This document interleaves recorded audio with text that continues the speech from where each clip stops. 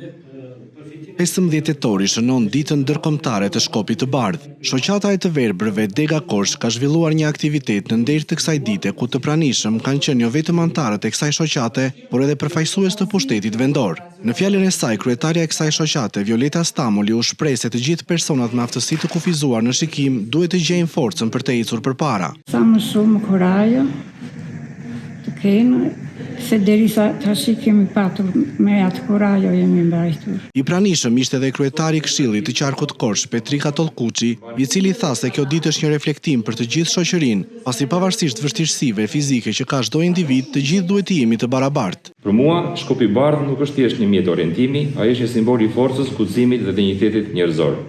Çdo hap që bëhet me të është një dëshmi e vullnetit për të ecur përpara, pavarësisht vështirësive. Arjan Kacimbro është një person me aftësi të kufizuara në shikim, por një shembull frymëzimi dhe force për të gjithë, duke treguar se pa aftësia fizike nuk mund të pengojë jetën e përditshme. Personat me aftësi të kufizuar në shikim të ndihen barabartë si gjithë të tjerët për punësimin, për infrastrukturën, edhe për probleme të tjera që nuk janë zgjidhur. Ne kërkojmë një zyrë, se kemi një zyrë, po vetëm zyrë nuk mund të quhet, kërkojmë një ambient ku ne të kalojmë edhe kohën e të ndihemi mirë me njëri tjetrin. 15 tetori është një datë që synon të risë ndërgjegjësimin për të drejtat, nevojat dhe pavarësinë e personave me aftësi të kufizuara në shikim, si dhe integrimin e tyre në shoqëri.